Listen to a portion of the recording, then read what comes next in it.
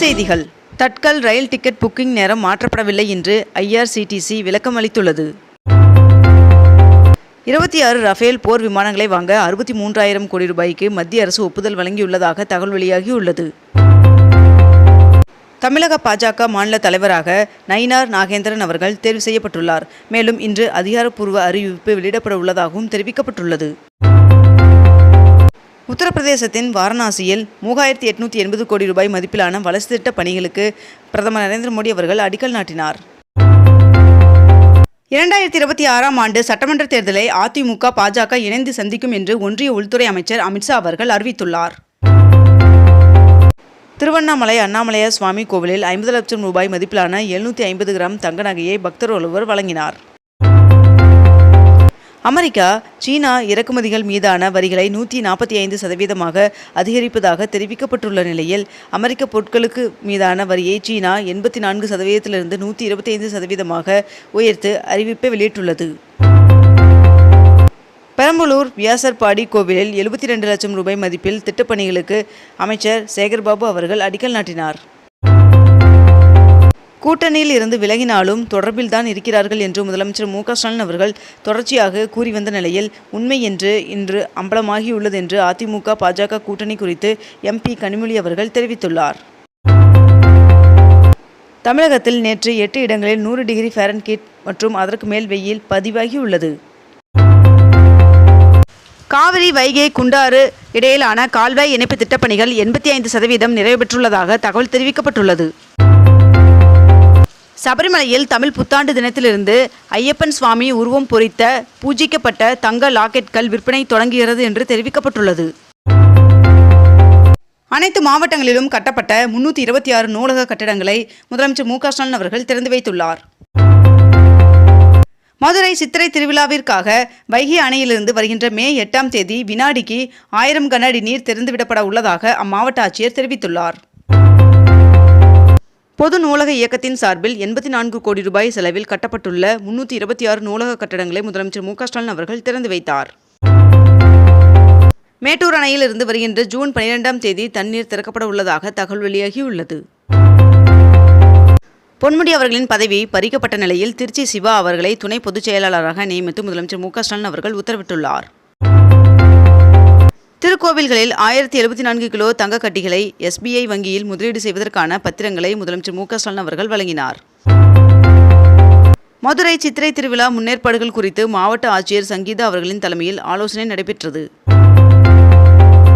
திருச்செந்தூர் கோவிலில் பக்தர்கள் கடந்த மாதம் உண்டியல் காணிக்கையாக 4,64 லட்சம் ரூபாயும் 1 கிலோ 740 கிராம் தங்கமும் கிடைக்கப்பெற்றுள்ளதாக தகவல் வெளியாகியுள்ளது. 22 கேரட் ஆபண தங்கத்தின் விலை சவரனுக்கு ஒரே நாளில் 1,480 ரூபாய் அதிகரித்து 1 சவரன் 69,960 ரூபாய்க்கு விற்பனையாகிறது. அதேபோல் 1 கிராம் வெள்ளியின் விலை கிராமிற்கு 1 ரூபாய் அதிகரித்து 1 கிராம் வெள்ளி 108 ரூபாய்க்கு விற்பனை செய்யப்பட்டு வருகிறது. அம்பேத்கர் அவர்களின் 135வது பிறந்தநாளை முன்னிட்டு 14ஆம் தேதி சேலத்தில் எடப்பாடி பழனிசாமி அவர்கள் மலர் தூவி மரியாதை செலுத்துகிறார். நெய்வேலி NLC தொழிற்சங்க தேர்தல் ஏப்ரல் 25ஆம் தேதி நடைபெறும் என்று தொழிலாளர் தேர்தல் ஆணையம் அறிவித்துள்ளது. கிரைண்டர் ஆப்பை தடை செய்ய வேண்டும் என்று தமிழக அரசிற்கு சென்னை கமிஷனர் அருண் அவர்கள் கடிதம் எழுதியுள்ளார். சென்னை சூப்பர் கிங்ஸ் அணியின் கேப்டனான ருத்ராஜ் அவர்கள் காயம் காரணமாக எஞ்சிய 9 போட்டிகளிலிருந்து விலகிய நிலையில் அவருக்கு பதிலாக எஞ்சிய போட்டிகளுக்கு MS தோனி அவர்கள் கேப்டனாக நியமிக்கப்பட்டுள்ளார். கண்ட இடத்தில் கட்டிடக் கழிவுகளை கொட்டினால் 25,000 அபராதம் விதிக்கும் சென்னை மாநகராட்சியின் நடவடிக்கை ஏப்ரல் 21ஆம் தேதி முதல் அமலாக உள்ளது. பாமக நிறுவன தலைவரான நானே இனி தலைவராகவும் செயல்படுவேன் என்று அக்கட்சியின் நிறுவனர் ராமதாஸ் அவர்கள் அறிவித்துள்ளார். கோடைகால மின் தேவையை சமாளிக்க 7,915 மெகாவாட் மின்சாரம் குறுகிய கால ஒப்பந்த அடிப்படையில் கொள்முதல் செய்யப்பட்டுள்ளதாக தகவல் வெளியாகியுள்ளது. சென்னை, திருவள்ளூர் உள்ளிட்ட வட மாவட்டங்களில் அடுத்த 5 நாட்களுக்கு வெயில் கடுமையாக இருக்கும் என்று தெரிவிக்கப்பட்டுள்ளது. விசைத்தறி உரிமையாளர்கள் கோரிக்கைகளை நிறைவேற்ற அரசு நடவடிக்கை எடுக்க வேண்டும் என்று அதிமுக பொதுச் செயலாளர் எடப்பாடி பழனிசாமி அவர்கள் வலியுறுத்தியுள்ளார்.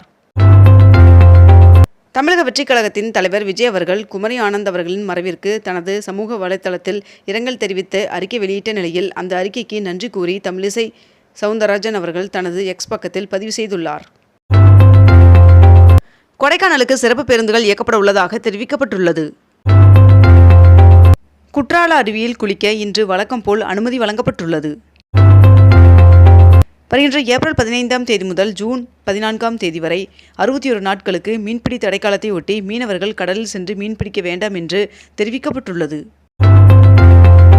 திருப்பதி காட்பாடி இடையே 1332 கோடியில் இருவழி ரயில் பாதை அமைப்பதற்கு மத்திய அமைச்சரவை ஒப்புதல் வழங்கியுள்ளது.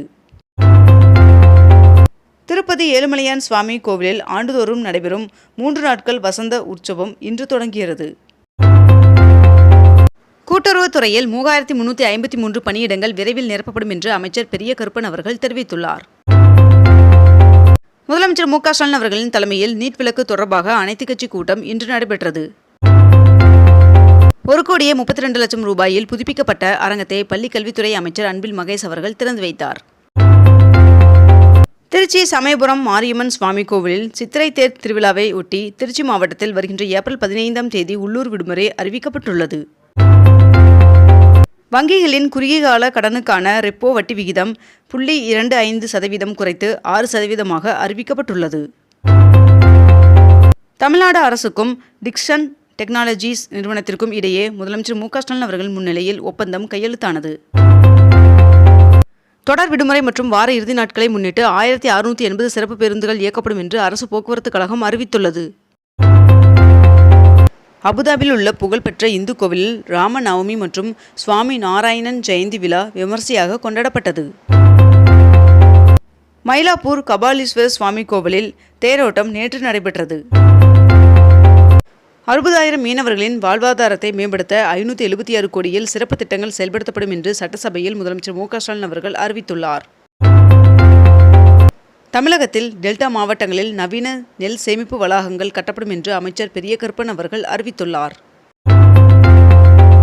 முத்ரா திட்டத்தின் கீழ் 52 கோடி கடன்கள் வழங்கப்பட்டுள்ளது என்றும் இது உலக அளவில் இணையற்ற மிகப்பெரிய சாதனை என்றும் பிரதமர் நரேந்திர மோடி அவர்கள் தெரிவித்துள்ளார். 1000 மகளிருக்கு மின்சார ஆட்டோ வாங்க தலா 3 லட்சம் வரை கடனுதவி வழங்கப்படும் என்று அமைச்சர் பெரிய கருப்பன் அவர்கள் அறிவித்துள்ளார்.